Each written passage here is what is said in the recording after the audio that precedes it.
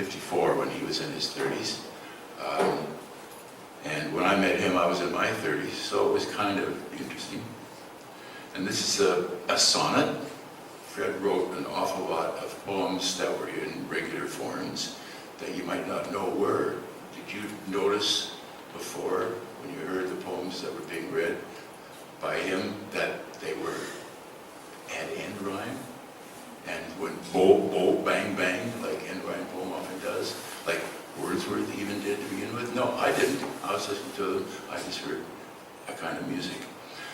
And this is a really important poem, I think. This might be the first really important poem of Fred's, and it's the poem from which his first book took its title.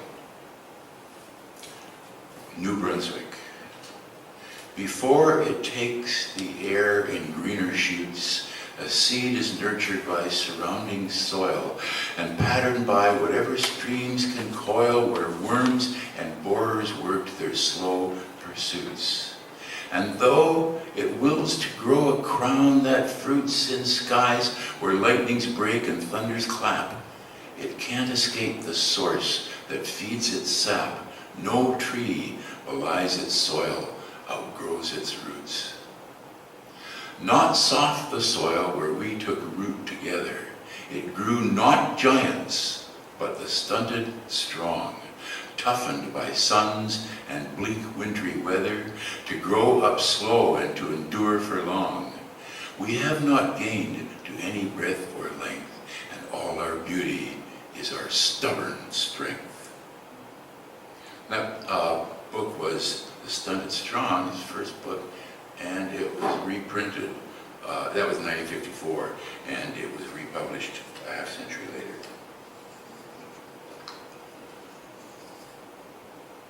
So New Brunswick. He was also an enthusiast. There were a few, not a lot, enthusiast of Quebec, of French-Canadian poetry. He published a lot of it. He translated a lot of it. He wrote about a lot of it and edited a lot of it. And it was to him that we owed our knowledge of French-Canadian poetry, if we had any of that, and we did. So almost the first poems I published in a real magazine were in the Fiddlehead. Over the years, when I did reading tours that would take me to the east, I always made sure I talked to him in New Brunswick. One year, he was a visiting prof at Sir George Williams University, where I was teaching at the time. This was in the end of the 60s and beginning of the 70s. In those days, it was called Sir George Williams University. It's now called Concordia University. I don't know why he was there. He was there for a year, I think. And it probably had something to do with Quebec poets. I don't know. But we used to talk quite often. He'd pop into my office. I'd try to slink by his office. Because when Fred started talking, you looked at your watch and you said, oh God, I gotta get out of here by 4:30, and it's 2 now. Remember? And Fred would come in and we'd talk and talk and talk and talk and talk. And I kind of looked forward to his talking quite a long time, because half the time he was talking, I couldn't understand what he was saying. So I used to say, well, maybe I'll get him to say it again, and then this time I'll understand. Part of it was a New Brunswick accent, and I was from the West Coast. Part of it was he had either his 2 front teeth were missing or were extra short.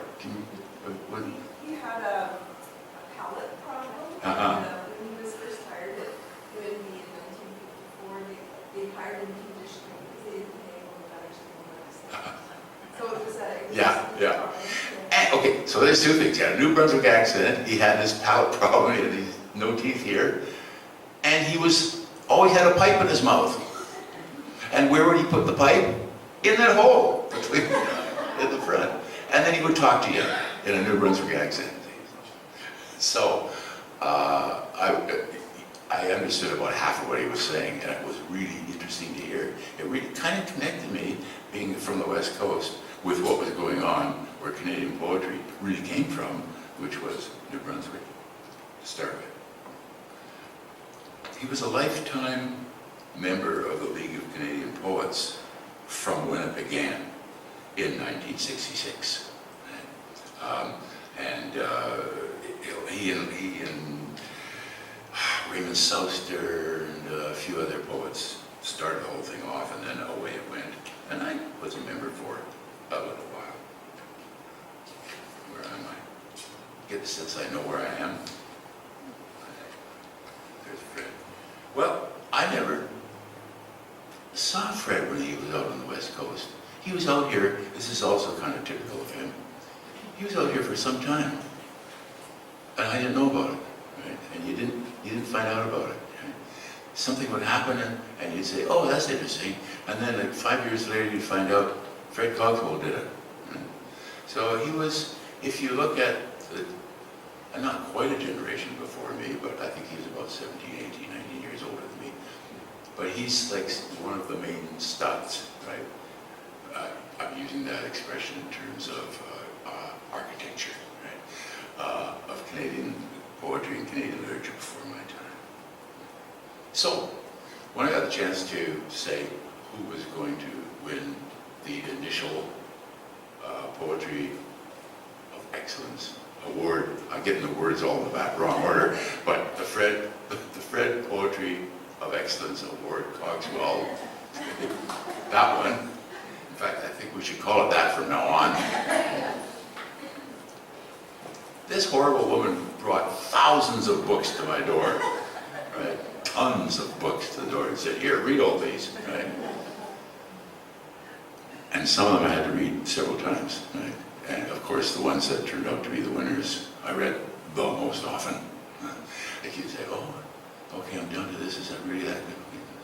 And you winnie it down to 950 and then 810, so it wasn't that many, honestly, but it's sort of like the number of times you read them and added up the readings and called them each a book, then you've got what my task was. And it's not as if I don't have anything else to do. Should I say who came second first and then? Whatever you like. Because you already know, because the message was out here, wasn't it? Okay.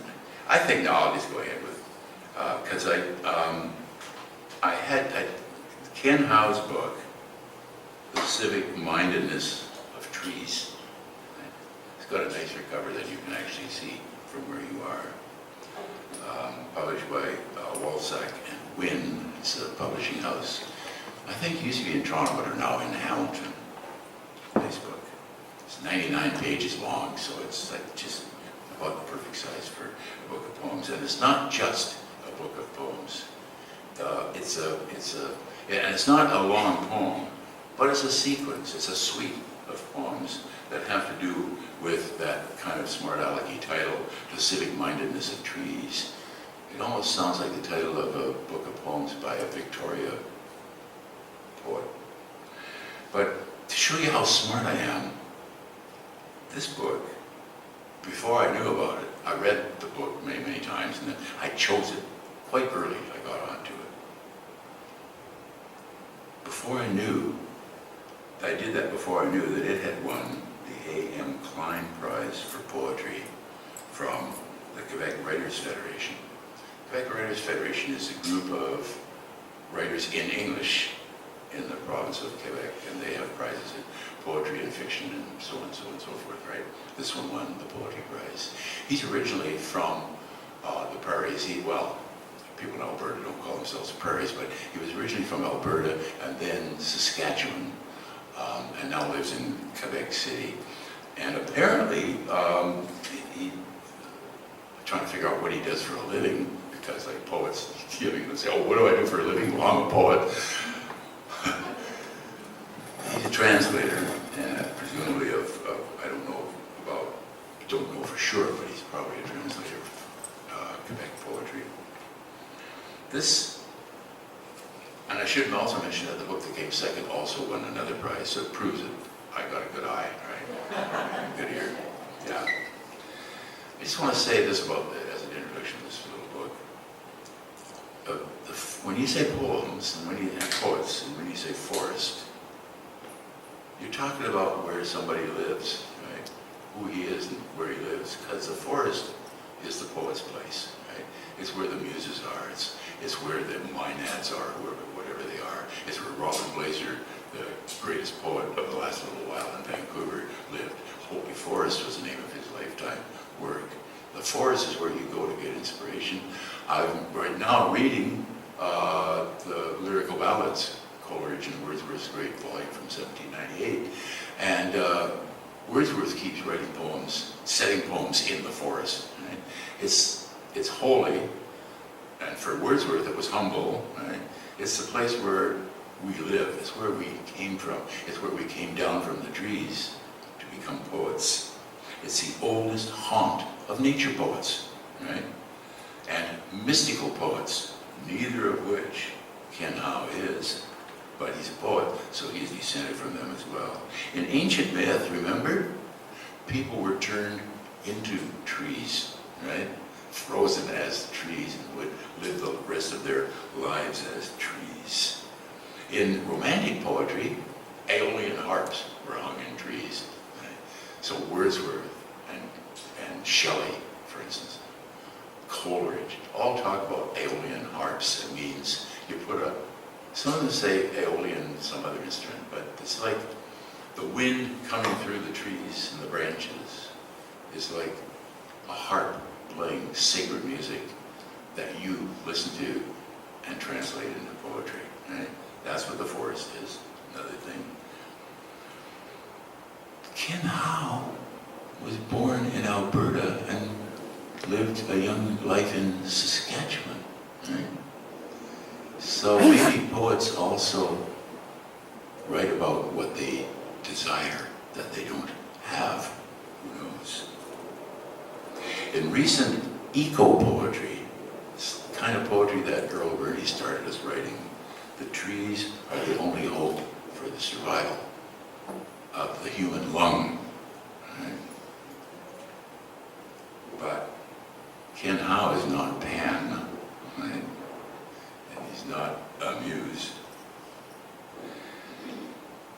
We walk daily, if we're lucky, under the mighty Douglas firs, right? He never got a chance to do that. But he had an imagination, and that means he had a forest up here. He has two earlier books of poetry, and I've read one of them. And in those, and in the book we have here, we find out that the imagination can be made known by the presence of wit, W-I-T, wit.